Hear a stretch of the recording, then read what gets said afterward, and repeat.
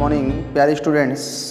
Sangria आदर्श senior secondary school Jodhpur के online class में आप सभी विद्यार्थियों का स्वागत है, अभिनंदन है। प्यारे विद्यार्थियों, मैं Vinay Tiwari, English lecturer, sangria आदर्श senior secondary school Jodhpur.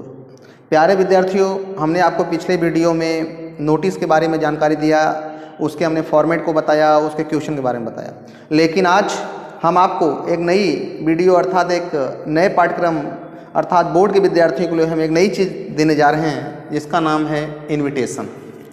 Invitation प्यारे विद्यार्थियों, यह भी आपके एग्जाम में पूछे जाते हैं। इनविटेशन मतलब आप सभी जानते हो, कहीं भी जाते हो, कहीं शादी में, फंक्शन में, बर्थडे में, तो उसका इनवाइट आपको किया जाता है, इनविटेशन मिलता है, जिसको हम कहते हैं निमंत्रण या आमंत्रण। प्यारे विद्यार्थियों, आपको पता है कि इनविटेशन के दो प्रकार होते हैं। There are two types of invitations. Invitations दो प्रकार के होते हैं, फॉर्मल और इनफॉर्मल। ठीक है, फॉर्मल और इनफॉर्मल, यह दो प्रकार के आपके इनविटेशन होते हैं। तो आज हम सब जो वीडियो देखेंगे, हम सब आज जो पढ़ेंगे वह पढ़ेंगे हम आप फॉर्मल इनविटेशन। देखिए, फॉर्मल इनविटेशन के कुछ नियम्स होते हैं, फॉर्मल इनविटेशन के कुछ ठीक है रूल्स होते हैं, उसके बारे में हम सब जानेंगे। इस इनविटेशन को हम कैसे लिखते हैं, क्या होता है, कब लिखा जाता है, कैसे लिखा जाता है। देखो विद्यार्थियों, फॉर्मल इनविटेशन यह बर्थडे अर्थात बर्थडे जिसको आप कहते हो जन्मदिन, जन्म दिवस, मैरिज, विवाह, हाउस वार्मिंग, गृह प्रवेश, प्रोग्राम पर प्रश्न पूछे जाते हैं। अर्थात आपके बोर्ड में जैसे बर्थडे पर, मैरिज पर, हाउस वार्मिंग, प्रोग्राम पर आपसे प्रश्न पूछे जाते हैं अर्थात फॉर्मल में। और फॉर्मल इनविटेशन के कुछ हमारे रूल्स हैं, कुछ नियम हैं। जैसे हमने नोटिस में पढ़ा, उसके भी कुछ रूल्स हैं, कुछ नियम्स हैं, वैसे भी फॉर्मल इनविटेशन के कुछ रूल्स और नियम हैं। फॉर्मल इनविटेशन मैंने आपको बता दिया कि birthday, marriage, house warming, programme पर क्या होते हैं या लिखे जाते हैं। प्यारे विद्यार्थियों, आपको पता है कि इसमें कुछ हमारे नोट हैं कि हम किस प्रकार से जो है हम फॉर्मल इनविटेशन को लिखेंगे। तो देखो बेटा, फॉर्मल इनविटेशन को लिखने के लिए फॉर्मल इनविटेशन में थर्ड पर्सन का प्रयोग होता है।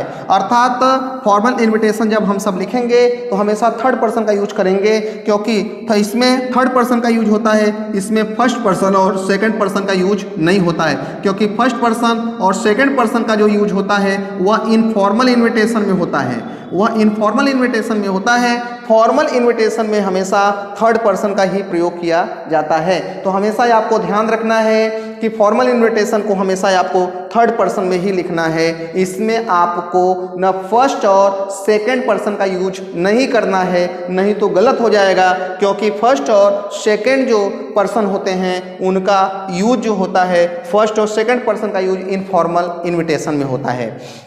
प्यारे विद्यार्थियों, इसका पहला रूल्स आपको पता हो गया कि फॉर्मल इनविटेशन को थर्ड पर्सन में ही, सी, इट, दे, एनी नेम जो आते हैं इसमें ही आपको लिखना है।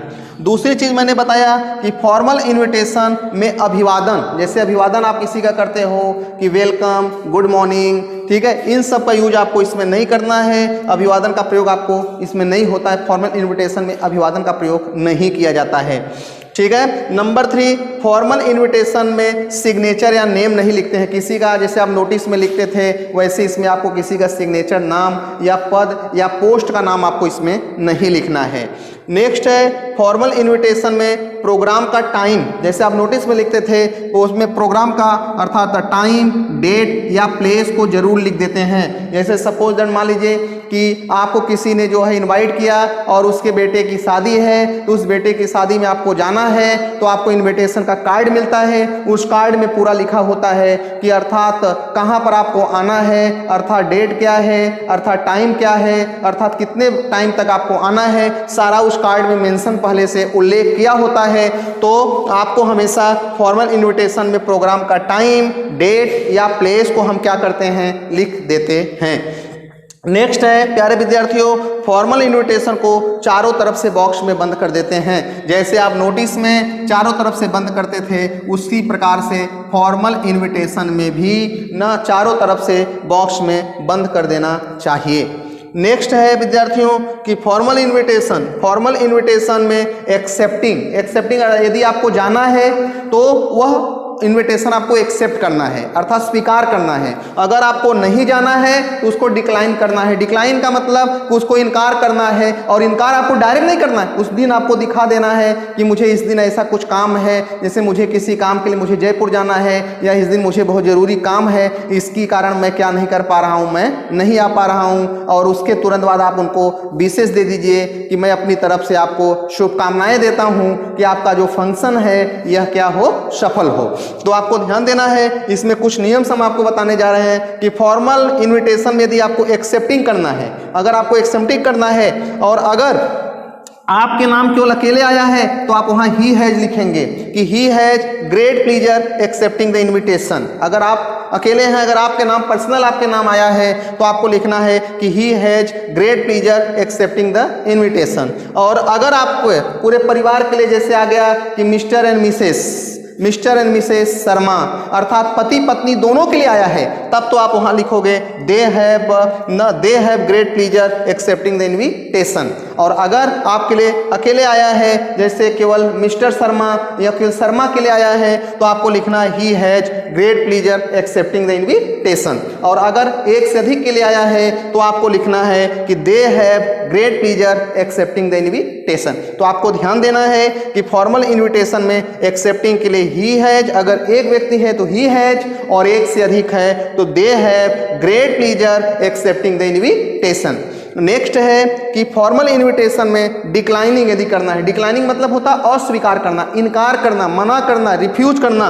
यदि आपको डिक्लाइनिंग करना है, अगर आपको नहीं जाना है, किसी कारणवश आप नहीं जा पा रहे हो, तब उनको बताओगे आप कि बट रिग्रेट्स, मतलब हमें पश्चाताप हो रहा है कि for being able to attend, कि मैं क्या नहीं कर पा रहा हूं, मैं अटेंड नहीं कर पा रहा हूं। But regrets not being able to attend, अर्थात मैं उपस्थित नहीं हो पा रहा हूं। इट ड्यू टू मतलब होता है के कारण, ड्यू टू, या तो यहां पर आप लिख सकते हो कि ऑन अकाउंट ऑफ, या तो आप यहां पर लिख सकते हो बिकॉज ऑफ, ठीक है, इनका के कारण, मतलब किसके कारण नहीं आ पा रहा हूं, some important work same day, कि मुझे उसी दिन कुछ अनिवार्य काम है जिसके कारण मैं आपके फंक्शन में उपस्थित नहीं हो पा रहा हूं। उसके तुरंत बाद अपनी शुभकामना उनको जो है आप प्रेषित कर दीजिए कि ही विशेष सक्सेस योर मैरिज, ही विशेष सक्सेस योर बर्थडे, अर्थात उनको आपका प्रोग्राम सफल हो। उसके बाद नहीं आप जा पा रहे हो तो अपना जो है आप न शुभकामना वहां से प्रेषित कर दीजिए। और उसके बाद नेक्स्ट है कि फॉर्मल इनविटेशन में आमंत्रित करने वाला, अगर आमंत्रित करने वाला एक व्यक्ति हो तो for his her kind invitation उसके लिए लिखेंगे। अगर एक व्यक्ति होगा तो उसके लिए for his her kind invitation लिखेंगे, और एक से अधिक यदि होंगे तो फॉर देयर काइंड इनविटेशन। जैसे हमने पहले आपको बताया, यहाँ देखो एक्सेप्टिंग करना है, अगर एक व्यक्ति है, अगर पर्सनल आपके नाम से कोई कार्ड आया है तो ही हैज ग्रेट प्लीजर आप लिखोगे एक्सेप्टिंग, क्योंकि आपको एक्सेप्ट करना है।